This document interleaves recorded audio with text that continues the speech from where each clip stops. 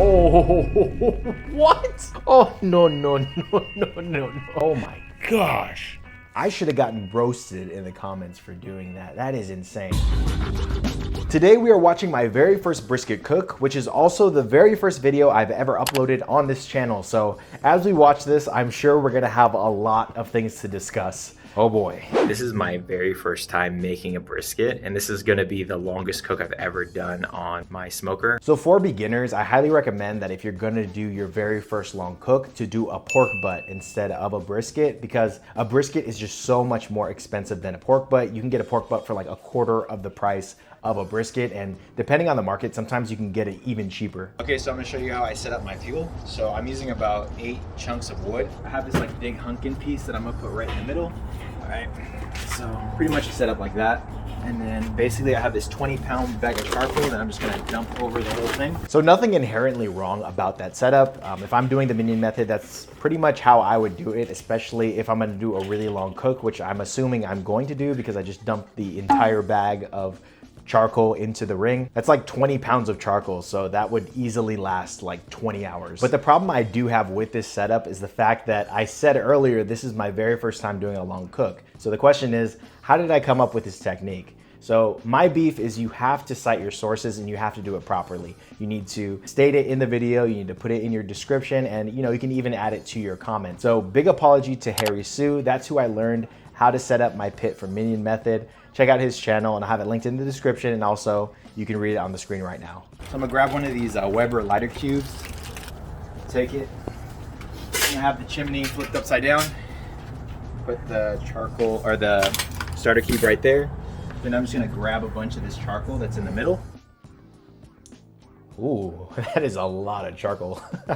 Once it's ready and they've ashed over, I'm going to dump the charcoal right in the center of this hole right here. This is called the minion method. Basically what's gonna happen is that the charcoal is gonna burn out very slowly. And that way it makes the charcoal last longer because again, I'm gonna be cooking for 20 hours. Regardless of how big this brisket I'm about to cook potentially is, 20 hours seems very extensive for a cook time. I'm not saying that it can't be done. You're just gonna have to cook it really low. But with that said, that was a lot of charcoal to put inside of the chimney to start the minion method. If you're doing the minion method and you're trying to go low and slow, I'd say use about like 8 to 12 briquettes to start out your pit. So I'm already sensing that I'm gonna have a lot of temperature issues during this cook. This is like, again, 20 pounds of meat. I've never cooked anything to this scale or magnitude. So I remember that this cook is specifically for an event. So I'm not super mad at cooking a really massive brisket. Like I said, it's 20 pounds. I would recommend doing 2 briskets that are about 10 to 12 pounds, just because I think you're gonna get a much better product at the end of it. But at the same time, for a beginner, it's gonna be a lot easier to just manage 1 brisket instead of 2. So I totally understand why I did a 20-pound brisket. Okay, so the next step now is to trim the brisket. Basically what you wanna get rid of is like a lot of this like giant chunks of fat like this. And on the fat cap, which is the bottom half right here, we want to make sure that it's about 1/4 of an inch thick. Yep, no problems there. Pretty standard brisket trimming stuff. But again, where did you get that information from? Oh, what? Oh, no. You're not speeding past that. Hold on. I just threw away those trimmings straight into the garbage bin. Oh my gosh. I should have gotten roasted in the comments for doing that. That is insane. So my beginners out there who do not have a sausage maker, please do not throw away your trimmings, your scraps, your fat, because all of that can be used for so many different things. I literally made a video where I just used the trimmings, the fat, and the meat for 3 different recipes. And I'll have that linked in the description below so that you can get some ideas for yourself, but the applications are unlimited. So please, learn from this mistake. Do not throw away your trimmings. Very uneven pepper distribution. Pro tip for beginners, when you're applying the seasoning, put the seasoning shaker high above your meat so that you can really control how the application is going on. As you can see, while I was applying it, I had the shaker right next to the meat, so as soon as I shook it, it just pooped directly on top of the brisket, and now the seasoning is completely uneven. We'll be monitoring this. It's already at 100. Once it hits about 210, we're gonna go ahead and put the brisket on, start shutting down some of the vents. Okay, so I'm trying to get the pit to 210. So the plan is to cook this 20-pound brisket for 20 hours at 210 degrees. So multiple problems with this. So first of all, where did I get the 20-hour mark from? You should never go off of the time, always go off of the meat. And I know where I got this information from. I think I went on Reddit, and it basically was a thread explaining how to cook brisket, and it was saying you cook brisket, I believe it was 1 hour per pound of brisket. So I thought in my head, okay, this is a 20-pound brisket, so basically it needs 20 hours. But second of all, you just saw me throw away like probably 5 pounds of trimmings. So we don't know how heavy the brisket is now that we put it on the pit. So 20 hours is definitely gonna be too long for this brisket. So in the meantime, while this thing climbs up, we're gonna go ahead and put the Montreal seasoning on the brisket.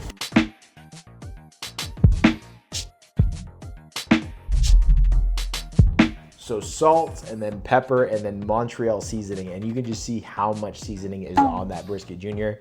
That brisket junior is gonna be so incredibly salty. Probe is already reading at 223, so I'm going 223.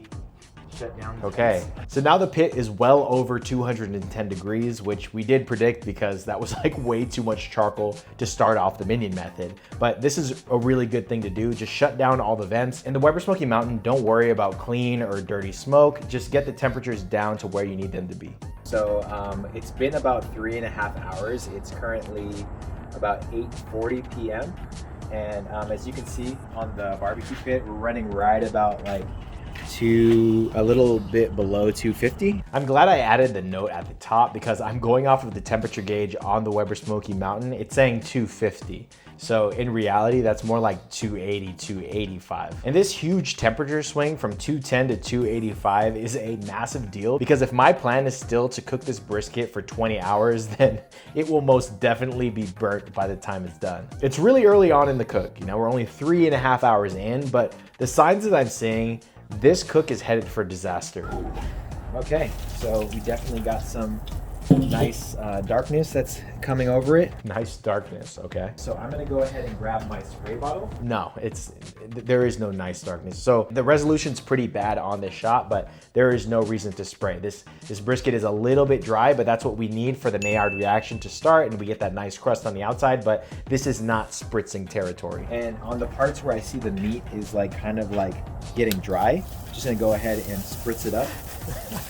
So I'm just gonna spray the parts of the meat that are getting dry. And I just started spraying the entire brisket over. Oh my gosh. So basically, from this point on, what I'm gonna do is every 45 minutes, I'm gonna open it up, spritz it, and keep doing that until I get a really nice dark, like almost black color to the bark. So I don't even realize it, but right there, that's basically like a paradox. Like, there's no way you're gonna get an almost black color, a nice bark on the outside if you're spraying it every 45 minutes at the point where the bark was. But at the same time, this actually might offset the error of having the pit way too high and my plan to cook it way too long because I'm basically gonna be cooling down the brisket every 45 minutes. So, hey, maybe this will actually help the end product. So it's currently 11:38, about 11:40, and about an hour ago, or maybe an hour and a half ago, brisket junior was looking really nice. So I'm gonna cut off these ends because these are pretty burnt. Okay, brisket junior time. Let's see how it went. So, yeah, it got pretty burnt at the bottom, as you can see. Pretty burnt at the bottom. That is not pretty burnt. The bottom of that brisket looks like chalk. Oh my gosh. That is pure charcoal. So if the brisket junior is any indication of how the big brisket is gonna turn out, this looks like it's gonna be a barbecue fail. So it's been on for about a little over 7 hours. And as you can see, the sides are pretty much there. Okay, 7 hours into the cook, and this brisket does not look half bad, okay? The bark on the top of the brisket is like really washed because again, I was spraying it every 30 to 45 minutes for the last 5 hours. But you know, look at the edges of the brisket. It has a nice dark color to it. Like, okay, this brisket might actually be pretty good. 170 in the point, 160 in the flat, so. Okay, yeah. We're right there in the stall. At this point, we can wrap it or we can wait a little bit longer. Brisket will be done, rest it, we'll be good to go. So it is currently about 3 a.m. So the brisket has been on for close to like 11 hours. Oh no, wait, so that brisket we just saw, you're saying the brisket at 7 hours, you cooked it for 4 more hours? Okay, That's it. The brisket is done for. There is no hope for this brisket. The bark was set. It was temping in the stall, and you cooked it for 4 extra hours. How does that make any sense? Again, beginners, do not be a slave to the recipe. Use common sense, okay? What are the signs telling you? Okay, if Reddit tells you cook the brisket for 20 hours, do not try and extend the cook to 20 hours. You gotta use your pitmaster intuition sometimes. And also a pro tip, it's better to undercook a brisket than to overcook it, because you can always put the brisket back on the cooker, but you can't uncook the brisket. We've got our bark pretty much set. Sorry, let me get a light on it. It looks the same as it did 4 hours ago. It just looks drier. Like you can just see too, like on the back of the brisket, like the decal fat that connects the flat from the point is completely rendered down. Like this brisket is basically done right here. And I bet you it's only temping at like 170. So as you can see, the fat on it is very yellow the fat? and soft. Oh, that's so cringy. I put this brisket on fat side down. So I'm saying the fat on the top is rendered down. There is no fat on the top. What am I talking about? Oh man, that's embarrassing. So at this point, it's time to wrap this thing? No. It was time to wrap this brisket probably 3+ hours ago. So like I said, at the 7-hour mark, the brisket was already temping between 160 and 170. So basically for the last 4 hours, this brisket has been in the stall. So I'm not a science guy or anything, but the basic concept of the stall is that the water in the brisket is evaporating and cooling down the brisket at the same rate that it's cooking from the outside. So holding this brisket in the stall for 4 hours has definitely dried out this brisket. And now my plan is to wrap it and cook it even longer. If it was already dry at this point, then this brisket is gonna be bone dry by the time it's done. So I'm just gonna take this and I'm going to put this back on the grill. And basically, I'll just keep checking on this every like 30 minutes or so. And I'm basically just probing the center of it, the center of the flat, to make sure that the probe goes in like butter, basically. So after riding this brisket out in the stall for 4 hours straight, there's no moisture left in the flat. So if I'm gonna take the probe and probe it to basically see the tenderness to see if it's done, it's never gonna be tender in the flat because there's no moisture in there. So we've been cooking for close to about 13 hours now, and the brisket is just about ready. Because it ran a lot hotter than I thought it would, I'm done way earlier than I thought. You know, it's like 5:30 in the morning. People aren't gonna be eating until like close or like 11 or 12 hours until now.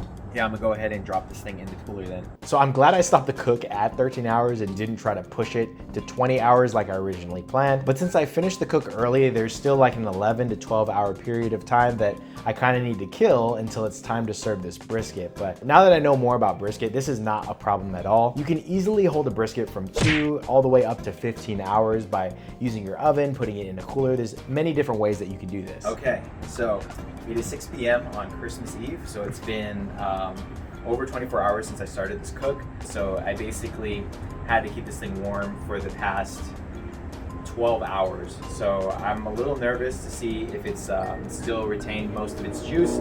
I think I opened the brisket and I was touching it and I just realized how dry it was. Little did I know the mistake and the drying out of the brisket happened like literally yesterday, but I'm thinking it was the rest that made this brisket dry. But I guess we'll find out now. So this is pretty much the moment of truth. So as you can see, the bark has been set super nice. It's super crusty, beautiful. The bark looks really nice for a Weber Smoky Mountain brisket. I'll give myself that. Oh, look at that. Wow, that was like cutting into sourdough bread. This is the flat. It has beautiful, juicy fat right here. Beautiful, juicy fat. Oh my goodness, I cannot stop looking at that meat. That is bone dry. Good smoky flavor. The flavor is really good. Fat's rendered out perfectly. You can just see me trying so hard to not admit this cook is a fail. I'm like half choking on my words trying to swallow this piece of brisket. I found unreleased footage of my very first barbecue cookout and it is bad. I'm not kidding when I say this, but this single mistake right here has completely ruined the cook. There is a 0% chance of success rate at this point.